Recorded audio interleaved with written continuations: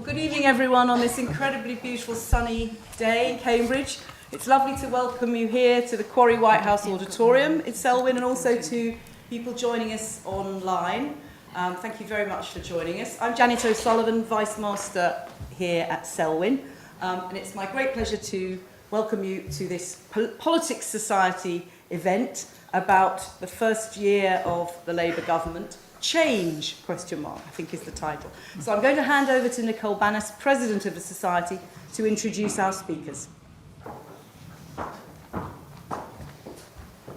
So once again, good evening everyone, and a very warm welcome to Selwyn Politics Society's final event of the academic year.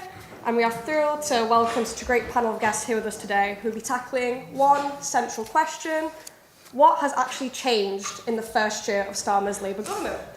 So let me briefly introduce our panellists. Tom Baldwin is a respected journalist and a former senior political advisor to Ed Miliband.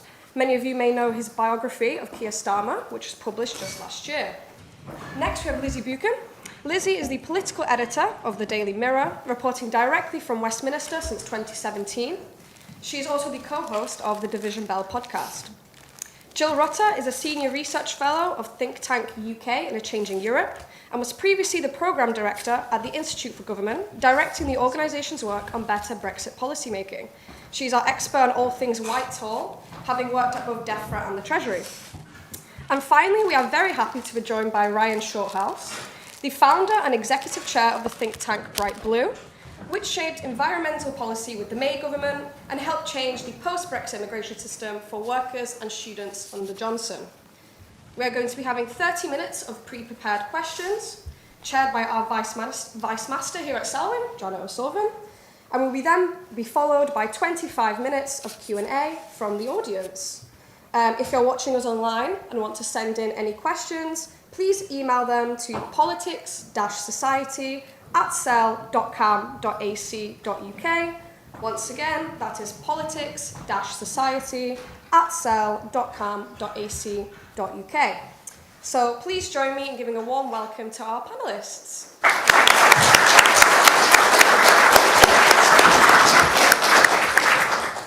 Well, I thought we'd start, before we get into specific details, by asking each member of the panel in just 1 minute to review the past year, and in particular give us a headline for the first year of the Labour government. So who'd like to start? Shall I start with you, Lizzy? You're a journalist. Just because I'm you can give us headlines. Headline. I suppose change, to an extent. I mean, it's been a million miles an hour. They got in the day after the election, announcing things left, right and centre. I mean, even on election day, I remember we'd been up all night and we were still filing. No one had slept, still filing at sort of 7 p.m. because they kept doing more stuff. So there's been a lot of announcements, but it hasn't really... The Prime Minister has struggled to kind of articulate what his vision for Britain is. And I think that's been the big challenge. Thank you. Tom, we'll go to you next. I think that the first thing to say is that change doesn't happen. Governments don't change hands between political parties very often in Britain, which is only the 4th time in half a century. Had lots of different prime ministers come and go. It's only the 4th time the party running the government had changed. And I think by anybody's reckoning, it's been an incredibly difficult period. As Lizzy says, you go straight in. I think we're one of the very few systems in the world where you go straight in after being completely enervated by a campaign, and then you're meant to be leaping into action. It's weird. I think there's been huge problems about the mechanics of government. I'm sure Jill will talk about that. I think that what Lizzy touched on is key as well, that I think people were looking for something fundamental, something big, not necessarily upheaval. That's what Reform stands for. It's a misnamed party in that sense. They want to sort of bring it all down, sort of some fundamental, like you have to start again, year zero. And I think what Starmer's always stood for is something much more incremental and iterative. And there isn't a big vision, there isn't a simple solution, because I don't think that actually exists. And we've had ideas like that. We've had Brexit and austerity and how that worked out well, no. So I think what he is someone who has made mistakes, will learn from them, will take a step there, take a step to the side, take a step back, take 2 steps forward. I sometimes compare it to someone crossing a minefield. It looks inelegant from the outside. It looks incomprehensible sometimes, but it's probably the best way to get across. So the headline is crossing a minefield very successfully. Yeah, the question is whether he's crossing it or wandering around it. Right, thank you, that's great. Jill, I'll ask you. Okay, so my headline is probably not being the Conservatives is not enough as a programme for government, because I think the government, in a way almost like Gordon Brown taking over from Tony Blair, thought that actually not being the people who went before would actually be a sufficient change in itself, and I think that's proven to be a bit inadequate. My subtext might be, I thought they had a really good first weekend. And you thought, gosh, they're hitting all the right notes. This is so good. I mean, they've appointed all the people who are shadows into the cabinet. They've made some really eye-catching second-order Minister of State appointments. Remember James Timpson, Patrick Vallance, people like that. It's really interesting new approach. Visits to the devolves. We knew Liz Truss had refused to pick up the phone to Nicola Sturgeon. Here was Keir Starmer bringing in everybody straight away. David Lammy glad handing it around Europe. And you thought, this is great. And then I think they suffered from a massive momentum loss, partly possibly due to the riots, but a lot of self-created problems. And I think they're still struggling on the domestic side. But I think Keir Starmer has actually shown, maybe it's unfair to say surprising, but shown an unexpected aptitude for foreign affairs. Thank you. Ryan. My headline is not much has changed at all. So growth remains sluggish. Living standards have not really risen at all. The number of houses being built has hardly changed. Inflation is roughly what it was last year. Russia is still at war with Ukraine. So the other guests have talked about the kind of processes and the character of Keir Starmer. Just on the sheer outcomes, not much has changed. And I believe there are two things why this has happened. The first is the Labour government, despite being 14 years in opposition, did not prepare enough a policy prospectus coming in. Now, if you compare that to the Conservatives coming into 2010, who did lots of policy commissions and said, we want to do universal credit on welfare, we want to do free schools and academies on education, we want to do deficit reduction on the economy, we want to do health reform in the NHS. Whether you agree with those policies or not, they knew broadly what they wanted to do. Labour has not done that, is instead set up loads of quangos, reviews, consultations to do all of that work. So it is quite a slow, sluggish government as a result of that. I think the second mistake that they made was the economy was starting to turn a corner in the summer last year. Unfortunately, instead of having a budget immediately, an emergency budget, they delayed the budget until the autumn, and that dampened investor, consumer and business confidence. And then in the budget, they increased taxes on employers, which has also had a dampening impact on the economy. So I'm afraid we're stuck in a stagnating economy, just like we were under the Conservatives. So I'm not being partisan about it, but not much has changed. Okay, thank you. I'd like to pick up on something you just said, actually, which is the fact that Labour had 14 years in opposition, yet still don't seem to have come up with detailed policies on obviously key things like social care, for example. Trevor Phillips, writing in the Times this week, says, too many problems are being consigned to the too difficult box. Last week's spending review was more important for the dogs that failed to bark than for those that did. And I wonder whether you think that's an accurate reflection. Tom, let's start with you as you Keir's expert. I don't think that's fair. In you can pick on various things like which have been kicked into the long grass on social care. I think is a mistake kicking into the long grass. But if you look at actually what they're doing, they're actually trying to tackle a lot of the endemic problems in terms of underinvestment, which happened ever since austerity began. They're trying to tackle some of the underlying problems with Brexit, which was, again, something which part of the inheritance they got. But they inherited failing public services, indebted public finances, a public itself which is deeply sceptical about all politics and a world on fire. In those circumstances, I think what they've done is they have ended austerity. And in the alternative universe where we still had a Tory government, we would have had a massive winter crisis in the NHS. We would have had doctors and nurses and teachers and train drivers out on strike. That didn't happen because there was change. Now, if Keir Starmer was sitting here, he would be talking about his frustrations about how difficult it is to get change. I think he'd be talking about some of the mistakes they'd made. And they have made mistakes, and we get onto that. But the idea that nothing has changed, I think, that's sort of, that's just sort of politics. It's not true. Okay. Would anyone like to add? Yeah. So I think it's wrong to think that they had 14 years to prepare. We've been doing a piece of work at the Institute for Government, where I'm now more full-time, about the transition. And one of the things people say is actually really the process of preparing policies only really started in 2022. It was only then that significant donors came in, because only then that Labour started to look like an alternative government. Back in 2019, it looked as though the Conservatives were probably in for a decade with that majority that Boris Johnson won. And so I don't think, and whatever Keir Starmer wanted to be, he wasn't particularly continuity Jeremy Corbyn. So I think it's a mistake, certainly wasn't in his second iteration. So I think it's a mistake to think there was really a very long run-in.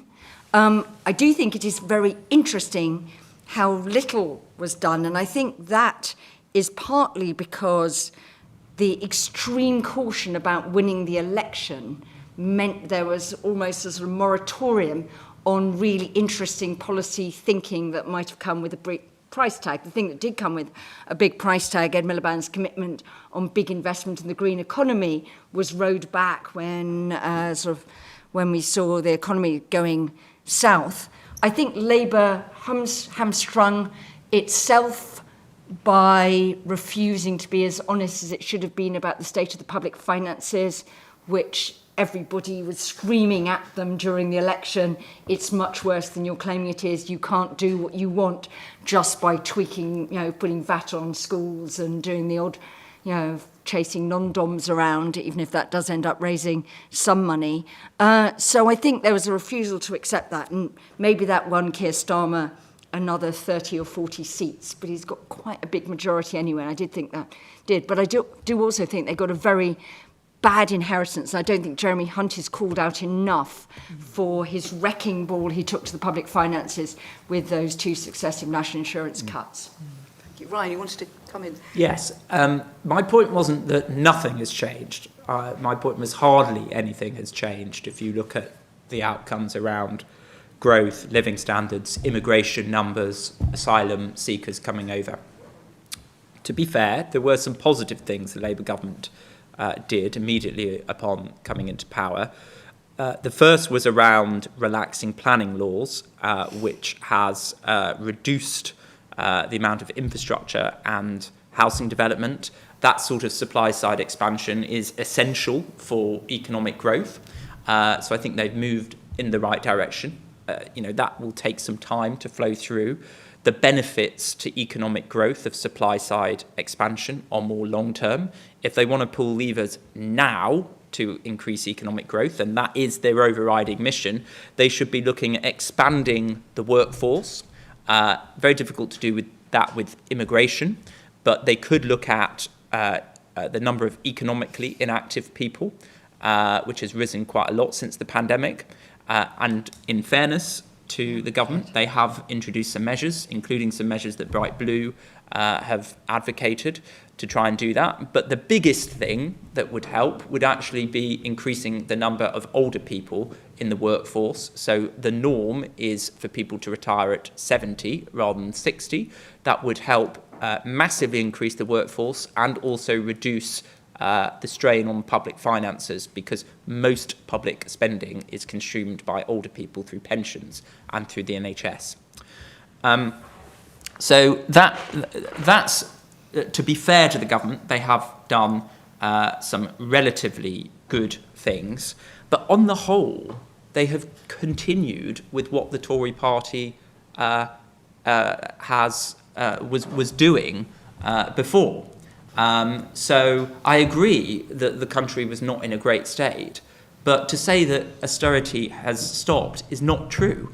If you look at the analysis by the OBR, by the IFS, there is still, particularly in several years' time, going to be real terms cuts to public expenditure. A lot of in the spending review, which was announced, a lot of that was repeat spending, which had already been announced by the Labour government, and some which had been introduced by the Conservative government. So don't be fooled by this idea that suddenly we've got this huge increase in public spending. I mean, one hand Rachel Reeves is saying we've got this increase in public spending. On the other hand, and said we've got to be really fiscally responsible. There's a 22 billion black hole. Doesn't make sense. Let me stop those you two there things. and see what does Lizzy So have there's a anything to- contradiction there, though, because you're saying that austerity is continuing because there's not enough public spending, but also that she shouldn't have put taxes up. So I don't see how you square that. No. I said that increase in payroll taxes. There could have been other taxes that the government looked at. So, for example, I would have looked at VAT. I would have increased VAT. I would have broadened the base on things like national insurance. So that only applies at the moment to people who are in work. I would have made that apply to pension income, to rental income, to dividend income. So too much of I agree that taxes needed to go up, but too much of it was put on payroll taxes. Too much tax in this country is put on the working age population, and that needs to change. These people cannot continue to have such a high tax burden put on them to basically fund baby boomers having quite generous retirements. Can I pick up? Sorry, I'm just moving us on slightly at this point. Well, picking up on something that's been said about the cautious approach that the government has adopted in its first year.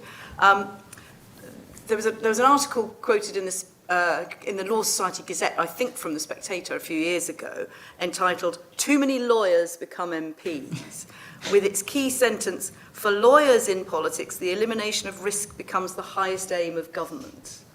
Does that ring true about Keir Starmer, his leadership style, not tackling difficult issues head on? I'm not sure that's really fair. I think I'm a lawyer myself. So very much he is absolutely somebody who thinks things through very thoroughly and is not sort of reckless like Boris Johnson might have been. But I don't think it's fair to say they're not trying to grip difficult problems. They if anything, I do agree with Ryan about what you were saying about the manifesto. I think one of the reasons they did that was because they almost kept it as vague as possible so they could win as many votes as possible, and they didn't answer. When we got it, I remember picking it up and thinking, is that it? We need more. I want, more to write about from this. And that has created a problem where, their position is not clear on lots of issues, and sometimes it means that voters maybe feel a little misled. We had a situation in the autumn where I went to so many briefings where we kept asking number 10, what is a working person? Because Rachel Reeves kept saying no tax rises on working people, but who does that apply to? And so I think that is a problem. But the stuff that they're doing it's long term. Starmer wants this decade of national renewal, and they are thinking about these big long-term ideas, but the problem is that really going to pay off in time for the next election, and is it going to deliver the kind of sugar rush that voters want, the change that people want? That people are so impatient. The goodwill evaporated so quickly. I think it even took number 10 by surprise. Somebody said to me that they overestimated the level of political capital they had, and I think you can see that now in the decisions that have been made around the winter fuel allowance, the spending review. They're suddenly, okay, we can't just say we're being tough all the time. This is a second phase. This is the bit where we give voters a bit of what they want. I think it's right. I think in some ways the government is a victim of the campaign success. We talked a little bit earlier about how the supply lines of ideas hadn't kept pace with transformation of Labour as an electoral prospect. Last time Labour were in opposition, they had 14 years of thinking through Marxism Today and IPPR and all these things. And this happened in 2 years. I think also they were constrained, the parliamentary majority they got was constrained by the promises they made to get it. You also got a lot of MPs elected with very, very small majorities because they spread the vote so cleverly, and now they're panicking. I think kind of, there's also something else. I think there's kind of been a lack of confidence. Almost like they've internalised this idea that because they won the 34%, it's not really, they didn't really deserve this majority. Labour. We're always, and we don't really deserve this. And so I think that kind of confidence drained from them very, very quickly. I don't agree with this idea that Starmer's not a risk taker. If you look at his leadership of the Labour Party, I think he pulled off something quite remarkable, which is basically got rid of the person who came number 2 to him in the leadership contest, got rid of the predecessor of the Labour Party, turned the party inside out, took huge risks. It was a white-knuckle ride, that, to turn Labour into an electoral prospect. And at the end of that, they still thought he was boring. Now, that's a clever trick to pull off. But I'm going to come out that I do think there's an issue that he's a lawyer. I was trying this on my colleagues at work the other day, saying we've spent years slagging off our prime ministers for having degrees in PPE, which is what I have a degree in from Oxford. Sorry about that, guys. But actually, we're now discovering the problems with having a lawyer as prime minister. And the thing that lawyers do, and the thing that I think Keir Starmer is showing he's really quite good at on the foreign policy side, is, I don't know how you teach law at Cambridge. My brother and nephew did law at Cambridge, but at Oxford they get given these problems that they have to work through and come out with some sort of answer of actually what would you do, what's the answer and stuff like that. Yeah. You have to pass every sort of little thing. And I think that's what Keir Starmer is really, really good at. Give him an absolute nightmare set of constraints and issues and balls to juggle and things like that, and say your task is to get from A to B without offending Donald Trump, while keeping von der Leyen on side and Zelensky and doing that. And actually he's proving to be really, really quite good at that. Say, well, actually, where do you think the balance of taxation should be? Do you think, do you go for Ryan's let's hit, winter fuel allowance wasn't enough, there's an awful lot of money to be taken off the 70 pluses that, they're getting away with now because they're actually sort of some of the best off cohorts. I don't think he has a view on that. And I think that's the really interesting thing. One of the things sort of people have been saying to us is, most prime ministers, they may not have really developed policy views, but they have sufficient political instincts that the people working for them can fill in.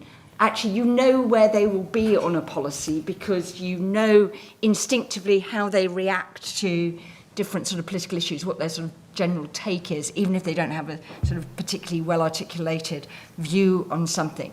And Keir Starmer seems very prepared to delegate policies to his cabinet. It's why you get very different approaches to the state being taken by Wes Streeting at health and Bridget Phillipson at education. It was really interesting that Rachel Reeves not only said aye about 9 billion times in the spending review statement, but that over the weekend there seemed to have been minimal involvement from Keir Starmer in the spending outcomes. When I was doing spending reviews at the Treasury, at the end of the day, it always came down on the big ticket items to the Prime Minister basically telling the Treasury what the ultimate priorities of the government were. And I'm just, I don't know whether he, is that interested in policy. I think he, thinks he's quite good at being Prime Minister, but I'm not sure he's actually got a particular political direction that he really wants to go in beyond, I'm a good person to do this, and actually I'll solve the next set of problems that come up. And a lot of prime ministership is about solving problems, so it's not to decry that. I mean, but.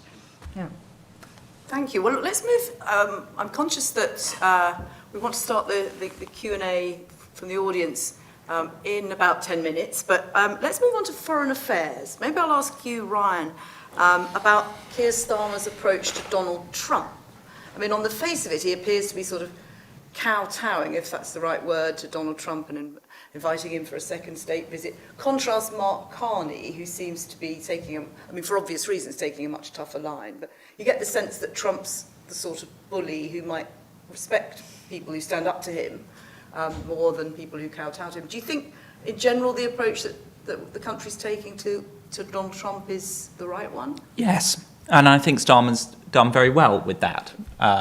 And I think he, as a lawyer, is very thorough, professional, diplomatic, and that has worked very well with Trump. It's a mixture of firmness and flattery, and as a result of that, I think, Trump has given some preferential treatment to us in the trade agreement that we have.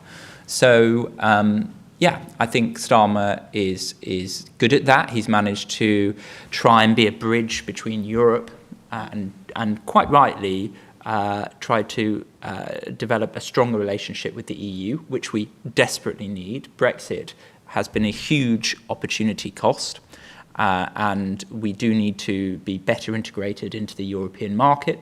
The youth mobility scheme is a wonderful thing. We should definitely be doing it, not just because we would get better deals with the EU, but just because it's great that more young people can go to the EU and more young people can come to the UK. And that isn't free movement. It's a capped number of places. We have it with 13 different countries at the moment.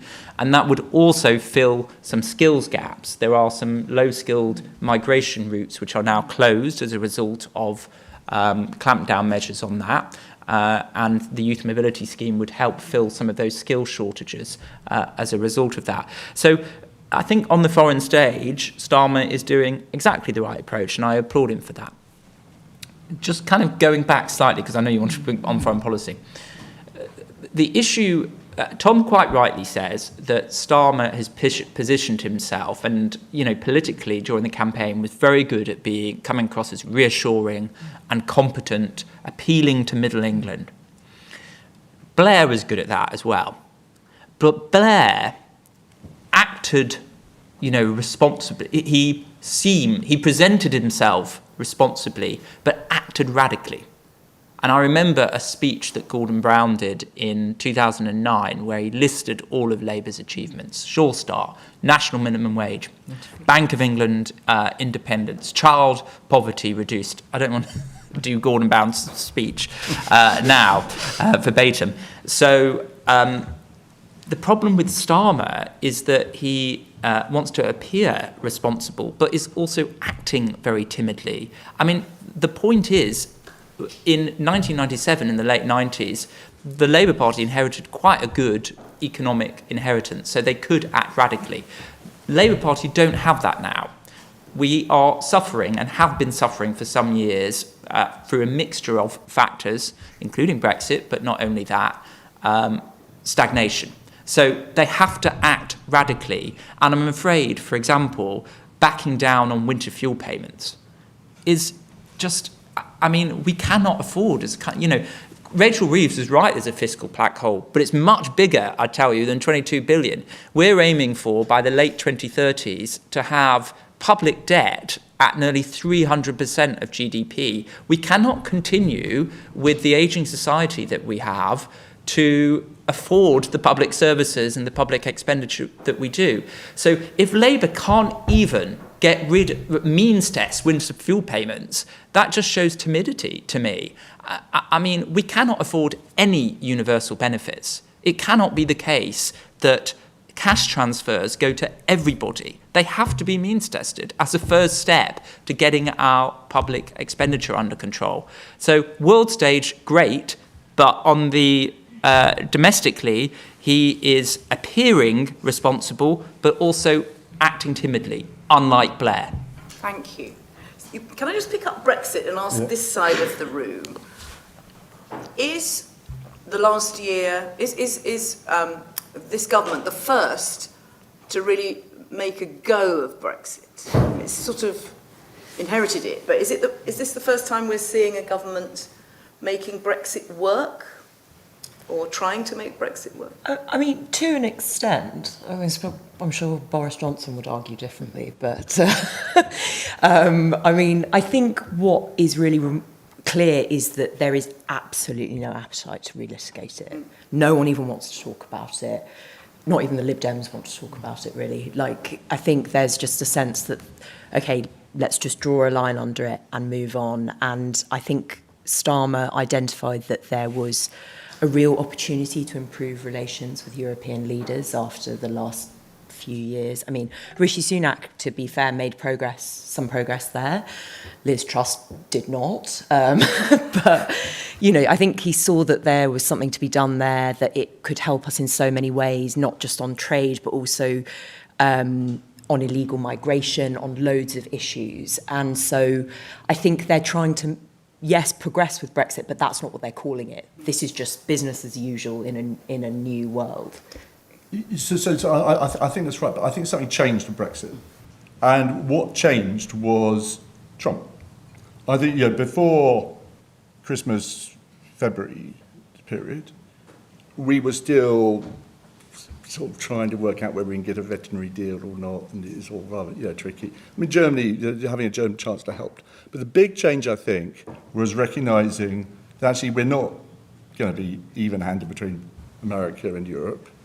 That in this really dangerous world, we need stable partners, and Europe, you know, frustrating though it can be, is a stable partner and shares our values, and we share the same security risks with Russia on our borders. We share the same challenges, and I think there is now a different dynamic to that relationship, and that is not about some Remainer-y ideology.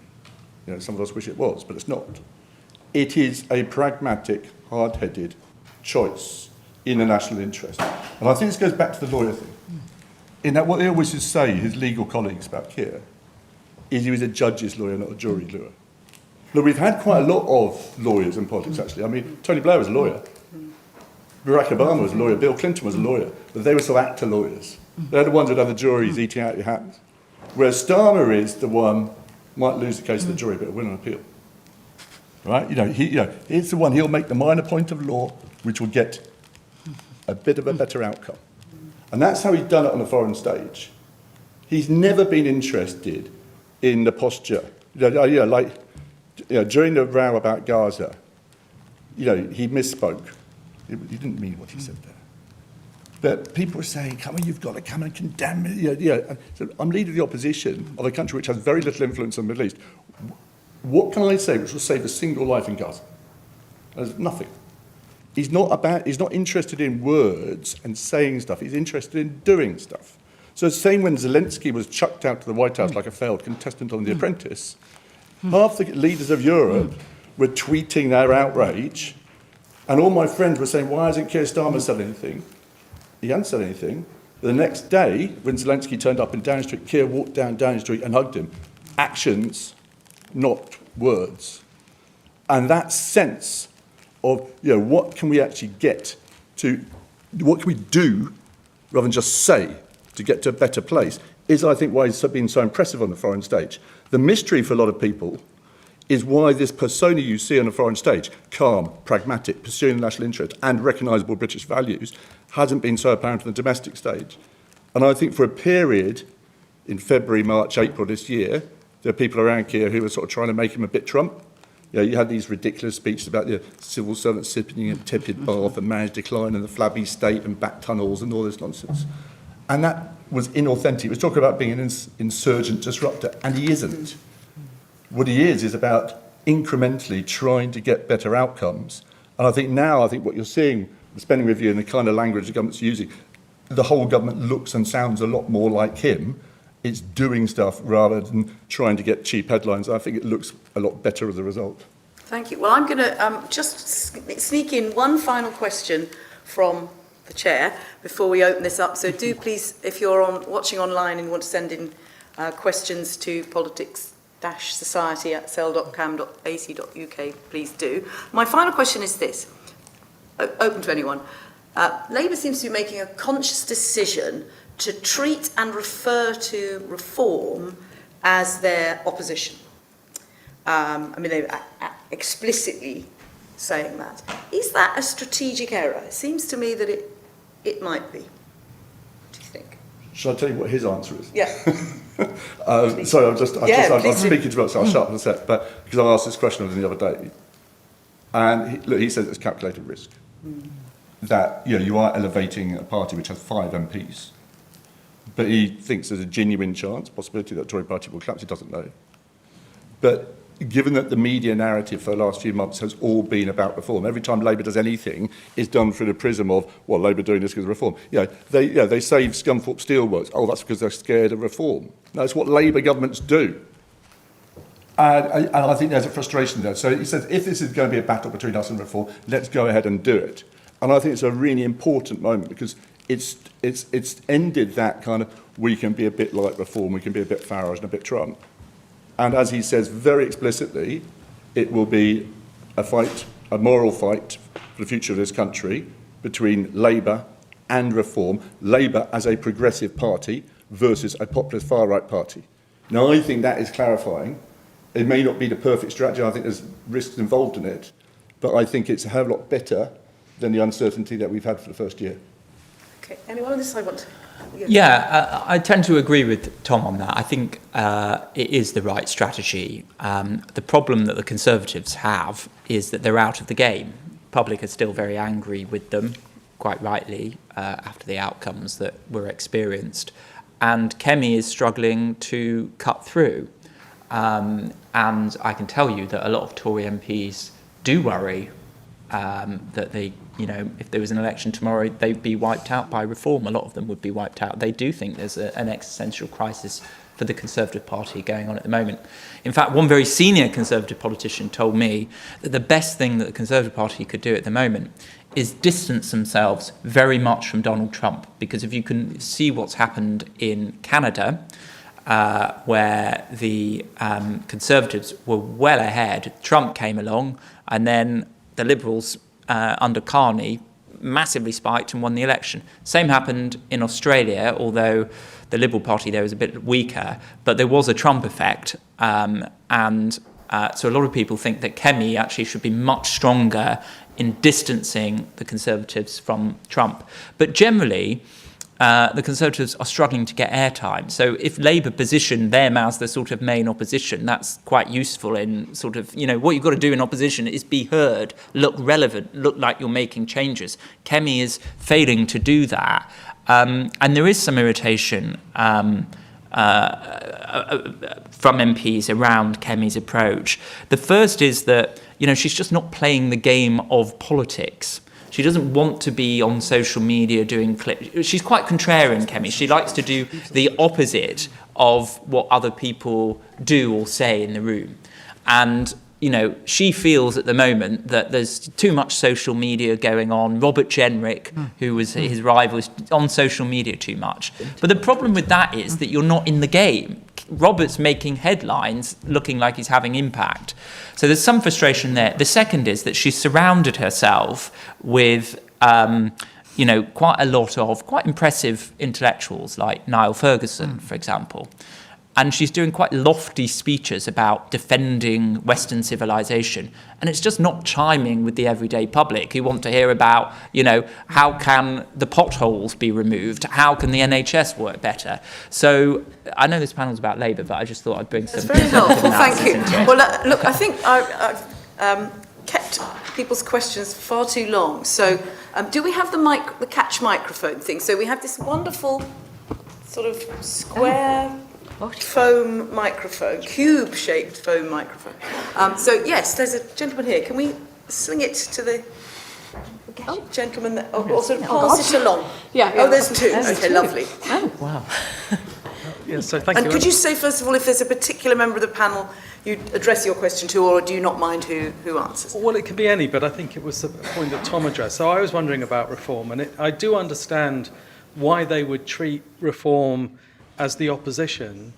I think my concern is whether they're actually limiting and changing their policies in response to treating reform as the opposition, and whether they'll end up lacking ambition as a result of that. And I'd be curious to know what the panel thinks. Should we start with Thomas? Okay, I feel I've spoken too much, so I'll try and keep it brief. Yeah. Look, I think there is an issue because Labour are losing 3 times as many votes to the Liberal Democrats and the Greens than they are to Reform. Reform will pick up most of its votes from the Tories or non-voters. But you wouldn't get that from what you're reading in the media. It looks like it's a direct transfer. And so Labour are fighting on 2 flanks, maybe 3 or 4 if you think about Scotland and Wales as well. And I think at various points they have looked like they're chasing reform. I don't think that's always been the case, but I think that's how it's presented. That's why the Europe deal was so important. Farage wouldn't have done that. Farage was formulating about fisheries and sovereignty and that sort of like throwback to the 2016, 2019 arguments. I thought it was a really important space that was created there, and I want more of it. Would anyone else like to come in? Yeah. I mean, the really interesting thing about the EU deal, which someone on our podcast pointed out, Keir and Stacey from The Guardian, was that Farage wasn't in Parliament when He was in France. Starmer came in back. He was on Parliament, holiday in yeah. France. The date for that summit had been set for quite a long time. France isn't that far away. Zoom is available. But Farage, who is never off the airwaves, decided that he wasn't going to bother to make a big issue. He left that to the Conservatives and then went on and back onto immigration. I do think the one danger on reform for Labour is that third, fourth, fifth challenger parties in the UK system with first past the post have a problem at the end of the day that they get squeezed in a first past the post election because people think they're not worth voting for because they're not going to win and form a government. So you end up always losing votes in that last minute squeeze of we'll vote for some people who might actually form the government. And I think, you know, the risk strategy is, and maybe Keir Starmer's genuine difference between the Conservatives and Reform, but the danger of bigging up Reform like that is at the end of the day, it's the Conservatives that squeeze and the votes go to Reform and Reform gets over a number which in the very erratic election we're going to see in 2028, 2029, you might not need that much more than 30% to do really quite well and to have a really big block of MPs. And he may just be bigging up Reform to do that by giving people the confidence that they're worth voting for. Right, let's, yes, this gentleman with the white T-shirt, yeah. You're next. Thank you. I'm afraid I've got a question for Tom, so you'll have to speak again. I very much enjoyed your biography. I was wondering exactly what you said at the start, that it looks inelegant from the outside. I agree with that, but you said that he is learning from all the mistakes he is making. What do you think are some of the sort of concrete lessons that he has learned in the first year then? I think he hasn't told his story. I think he's allowed the government to be pushed and pulled according to political fashion. And I think there is a brand in him. He hates the word brand like he hates the word vision. He always says, like, you know, most normal people don't have visions. If someone said they had a vision, you know, on the street, you'd say, well, there's a hospital, mate, not there's Parliament, right? And, you know, these words, these political words, are not how normal people talk. But people don't talk about black holes. They talk about not having enough money in their account. And this whole sort of political lexicon is weird. And I don't think he feels comfortable in politics. Now, that's a strength and a weakness. I think at the moment it looks like a weakness. I still think it can be made a strength. I think, you know, at his best, I think he speaks to the 80% of people who aren't calling each other sort of rapists, paedophile, enabler, genocidal enablers on Twitter before they've had their cornflakes, right? He is, you know, Britain, he talks about Britain being actually filled with decent, tolerant people. He talks in this interview with Tom McTague the other day. Tom McTague keeps asking, don't you think Britain's broken and we need some fundamental reset? He goes, no, I don't think Britain's broken. I think this is a great country. Now, I think that Starmer is the one which can still work. But he's got to break out of this political box where he's got to have a vision and a three-word slogan and something which is going to, you know, cause a round the next day's paper. He's got to try and bring that calmness he has on foreign affairs to the domestic front. So that, telling that story is his biggest challenge, I think. We have a question at the back. Yeah, can you pass? Yeah.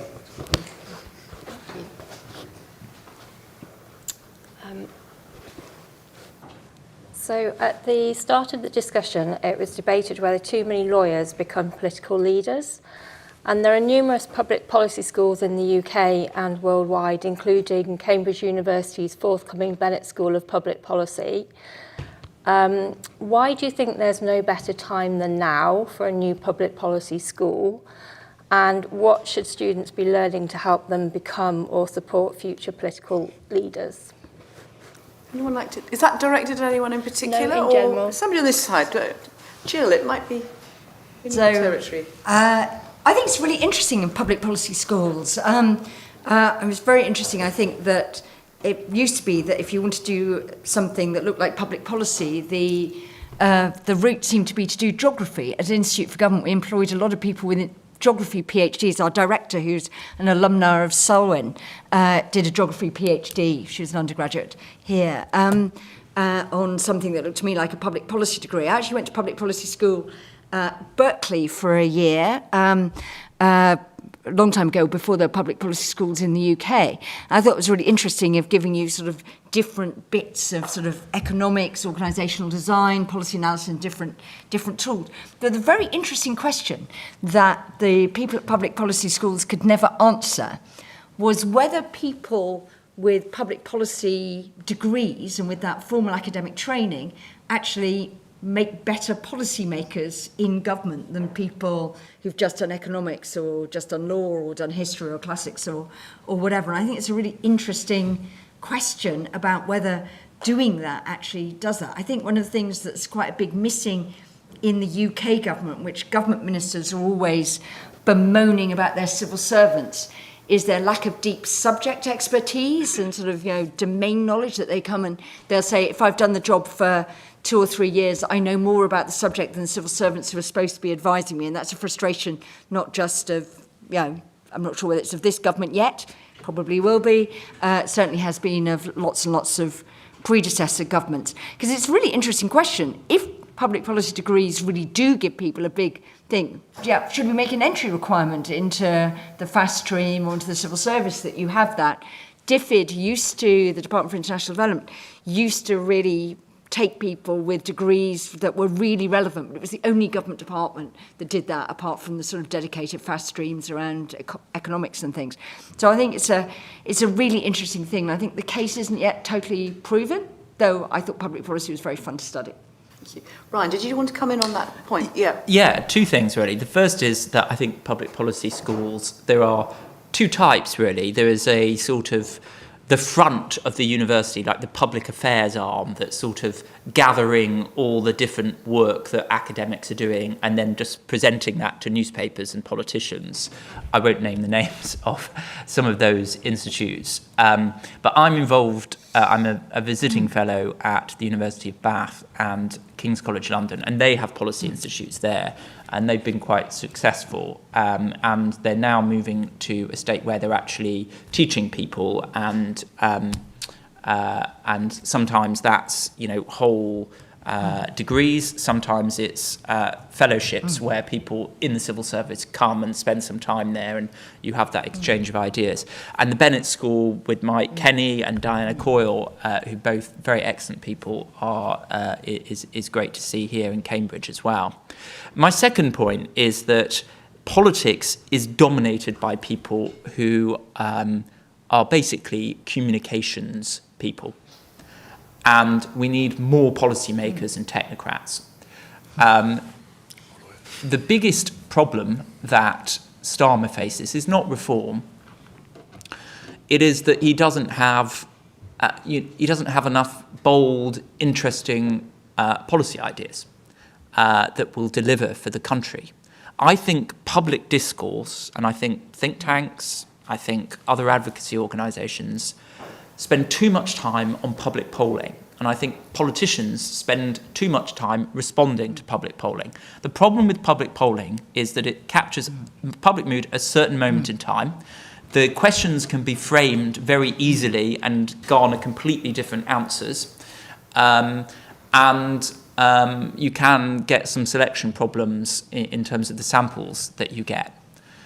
What Starmer needs to do is forget about, what the polls say about the winter fuel payments thing, and say, well, this is what we've got to do to achieve economic growth. I agree with Tom. Most people in this country are very fair-minded. This is a great place to live, Britain. Why would millions of people want to come and immigrate to the UK if that wasn't the case? But there is a problem with our economy, and we need to be bolder with it. So, things like not means testing winter fuel payments, things like extending free school meals to all universal credit claimants is not particularly well targeted. And actually, people on the highest income bracket can claim universal credit. So if you are in London and you are, for example, a single parent, you have 3 children, you're paying childcare costs and your rent is very high, you become eligible for universal credit. So there's about 1,500 people in this country on the highest income bracket, i.e. above 125k a year, who are on universal credit, right? So free school meals for those people does not seem to me very well thought through. So what we need more of is policymakers at the heart of government, rather than treating politics as a comms thing. You know, what's the tactical win day to day? How do we beat reform? Instead, what are the policies that are going to transform economic growth? That is what politics needs to be about. Thank you. Before I come... Can I come back on the universal credit point really quickly? This is a real passion of mine. The free school meal eligibility before the change was you had to have an annual income after benefits of £7,400. There are 900,000 kids in Britain living in poverty who weren't eligible for free school meals. I accept that you think that there is a group of people at the top of that who maybe shouldn't be getting universal credit, but the threshold is so low and the levels of hardship that teachers see in schools every day are so high that I think they should have gone much further, but I think it was absolutely essential, frankly. Well, sure, they could have expanded free school meals to a wider group, but not using the universal credit eligibility. They could have used different There things is an interesting point there about kind of what you were saying about the winter fuel allowance, about these mechanisms within government that are really badly done, about how the tech is really poor.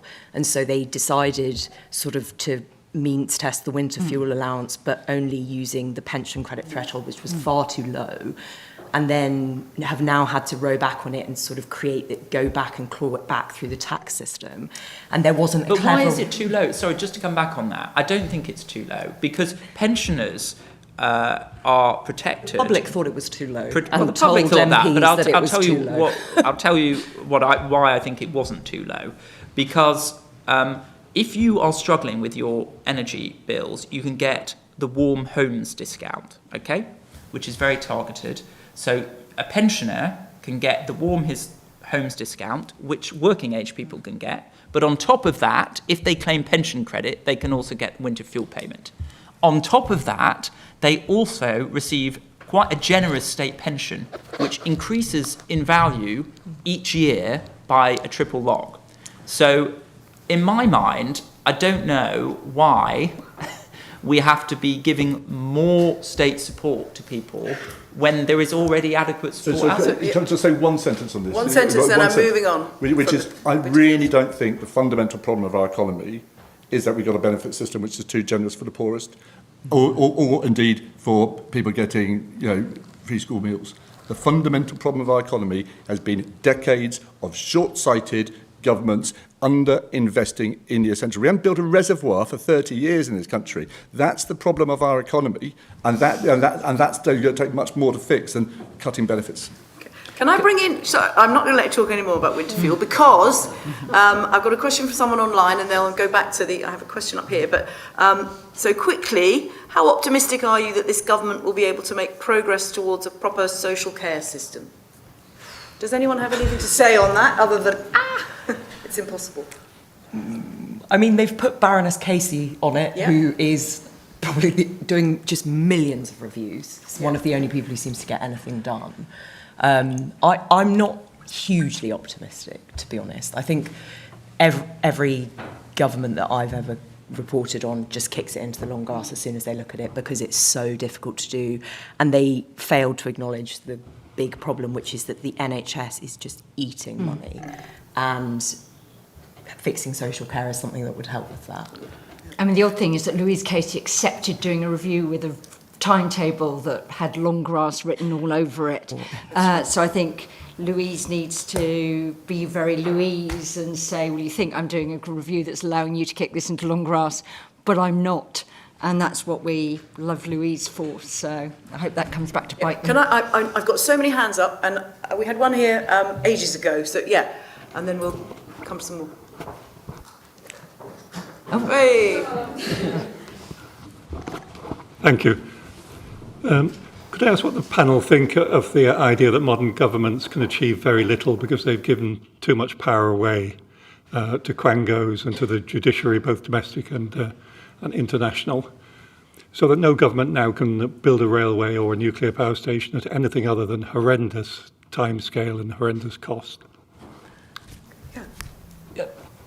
I think there is perhaps an issue here, and in fact the Labour government have recognised that because they have brought NHS, they're going to expire NHS England because it was in effect duplicating what the Department for Health was doing. And a lot of Tory ministers did think that they found it very difficult to achieve what they felt was democratically asked for. But there was so much public procedure, public law, public bodies which were preventing that from happening. Particularly in the case of housing and infrastructure, there is a lot of judicial review which is used, which can really kind of slow things down. So I think there is awareness of that. However, I would say that I'm not somebody who thinks that all quangos should be cut. Some quangos do a very good job. They incubate expertise and advise on government. But what is really important is that at the end of the day, it is Parliament that makes the final decision rather than the quangos. And I do feel sometimes that politicians are not engaging closely enough by what is recommended by quangos and then just kind of rubber stamping it and putting it through. So I'm fine with the existence of quangos, but I believe in democracy first and foremost rather than technocracy. So yes, let's have technical expertise, but let's make sure politicians actually engage with what arm's length bodies are doing and vote on it accordingly. I've been sent a message from on high that says we absolutely have to finish at 7 o'clock. Which it now is.